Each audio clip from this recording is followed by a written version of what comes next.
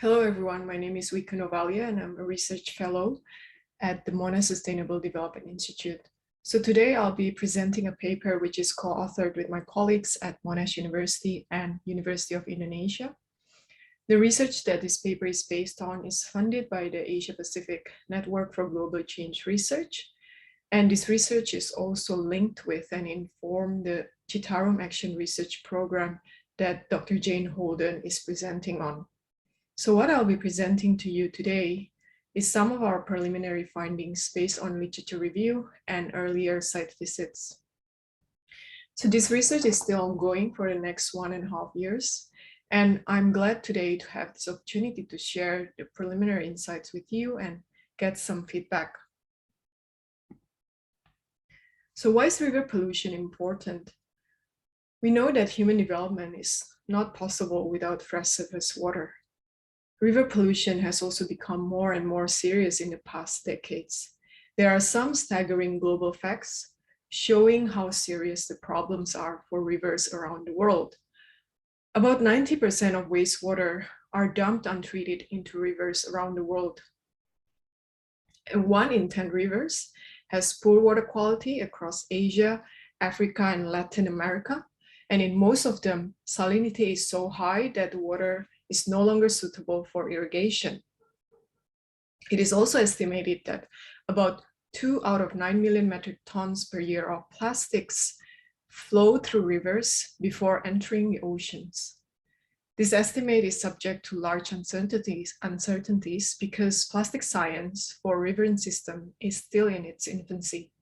And to make things even harder, scholars have suggested that water quality problems have typically received far less attention politically and academically compared to water quantity issues.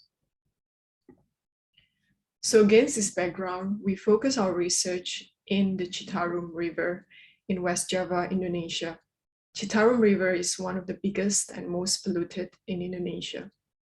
In 2018, in response to bad international headlines, the president announced a 7-year plan to clean up the river. An important thing to note is that this program is not one of its first kind. As a matter of fact, there is a historical lineage of large-scale river revitalization programs being established for Citarum. In the past 3 decades alone, there were at least 5 similarly large and high-profile programs set by the national and provincial governments. But despite good intentions, as you may well have guessed, there has been limited success to date across those past programs. There are 2 key governance issues that are worth considering. First, there's a history of reactive decision-making under crisis conditions. By this, I mean decision being made to launch large programs under intense scrutiny from the publics and the society. And secondly, there is a systemic failures of decision-making integrating across multiple sectors, including planning, development, and environment, which has led to the heavy degradation of Citarum to date. So how is the current program different? Compared to its predecessors, the current program is being endorsed with a relatively high degree of political push from the top and a level of pragmatism to drive local implementation. A case in point in terms of this pragmatism is the mobilization of military personnel to perform physical cleanups in many locations along the river and impose legal sanctions on industrial polluters. In many ways, this top-down push for local implementation does reflect an idealist view of integrated water resource management concepts in theory.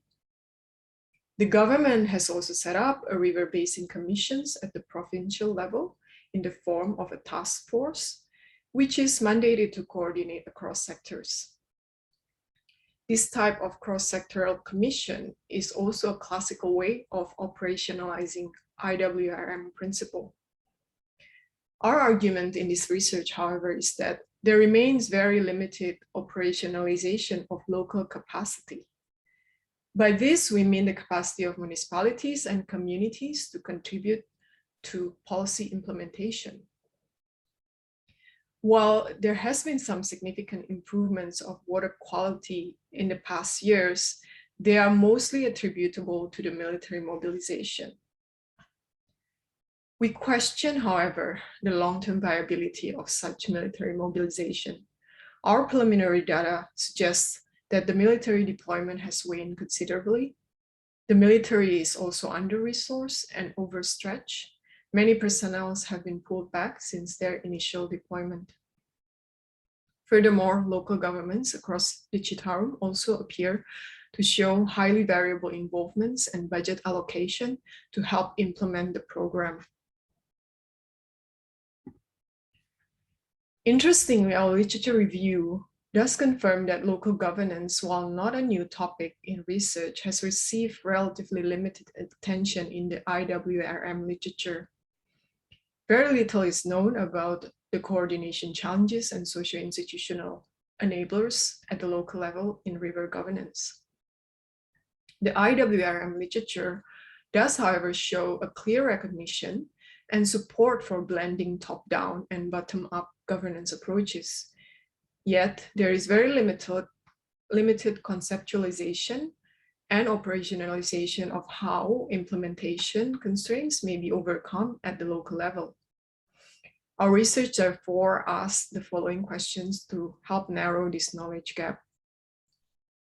I'll next provide an overview of the initial results of our literature review, which consisted of 6 types of enablers. So we have reviewed 2 decades of publication on IWRM and local governance. In this literature, we find that there is a wide geographical diversity in the case studies.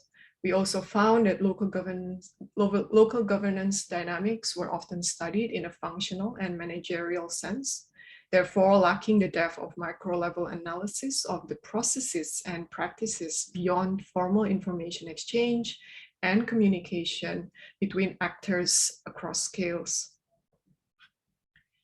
There are, however, a growing number of relevant contributions which have put more emphasis on the important role of informal ways of enhancing relationships, for instance, through the so-called whisperers and intermediaries who work across community and policy levels.